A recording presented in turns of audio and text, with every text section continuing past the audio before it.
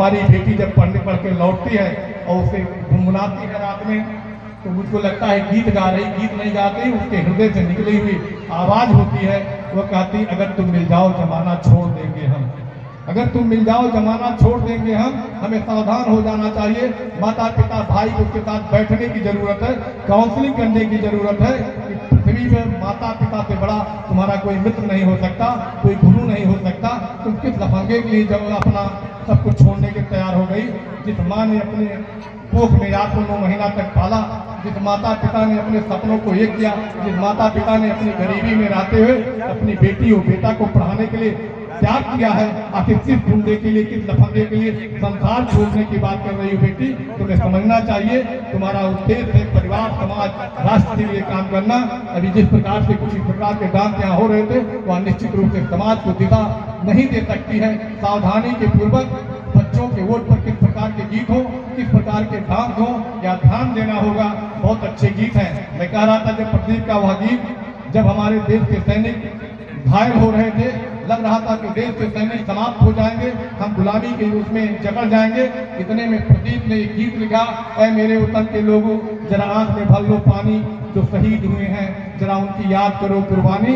जब वह गीत सुनते हैं तो भारत का एक एक व्यक्ति उन सैनिकों को सलूट करता है। उस गीत के माध्यम से यह भाषा और भाव का महत्व होता है। इसलिए मैं आप सबसे कहना चाहूँगा कि अपने बच्चों को अपने विद्यालयों में, परिवार में हमें भाषा के साथ साथ उन पर संवाद कैसा करते हैं, किस प्रकार का गीत गाते हैं, इस पर भी हमें ध्यान देने की जरूरत है। आज बहुत सारी समस्याएं बढ़ती हैं। जब हम विद्यालय में जाते हैं तो कहा जाता है कि विद्या विनियम ददाति, अगर विद्या ग्रहण करेंगे तो विनय प्रदान करती है। तमसो मा ज्योतिर्गमय, अंधकार से उजाले की ओर जाने के लिए विद्यालय का मंच हमारे लिए प्रस्तुत किया जाता है। इसलिए मैं आप सबसे निवेदन करूंगा कि आप सिर्फ विद्यालय पर निर्भर ना हो। अगर अपने बच्चे का एडमिशन किसी विद्यालय में करा लें तो आपको ध्यान देना होता है। जब बच्चा आपका होमवर्क नहीं पूरा करता और उसके बाद किसी दिन क्लास वर्क नहीं मिलेगा तो लोग करते हैं, पिताजी, भाई या माता जी वहीं से टेलीफोन करती है अपने गुरु के पास, कहते रुके मैं भी टीचर से शिकायत करती हूँ। कहते गुरु जी आपने हमारे बच्चे को आज होमवर्क नहीं दिया, आपने गलत जांच दिया काफी।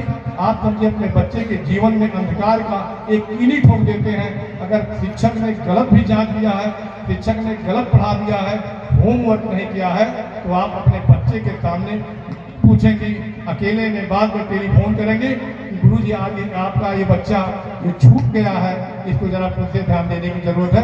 तब बच्चे को लगेगा कि शिक्षक की मेरे माता पिता, मेरे भाई कितना आदर करते हैं, कितना सम्मान करते हैं। जब आप अपने शिक्षक का सम्मान आदर करेंगे तो निश्चित रूप से उस बच्चे को उस शिक्षक के प्रति, उस विद्यालय के प्रति उसके मन में अच्छी धारणा बनेगी और अपने शिक्षक को गुरु की तरह वह सम्मान करेगा कि गुरु गोविंद दो खड़े काके लागू पाए, बलिहारी गुरु आपने गोविंद दियो बताया, तब यह चरितार्थ होगा।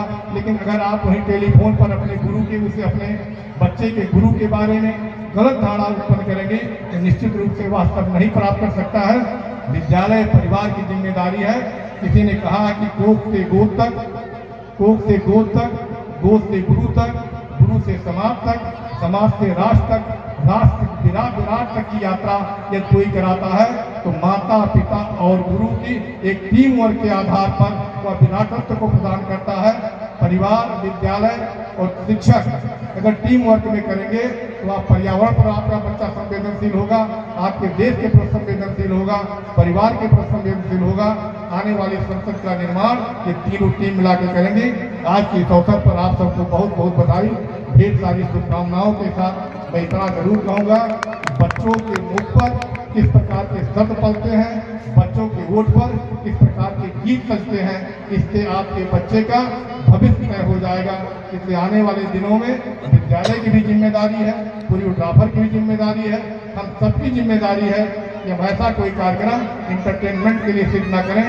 हम ज्ञान, विज्ञान, संस्कार, आचरण, व्यवहार, समाज के प्रति, परिवार के प्रति उत्तरदायित्वों का निर्वहन, उस बच्चे के अंदर कैसे संस्कार बन सके, यह भी जिम्मेदारी है।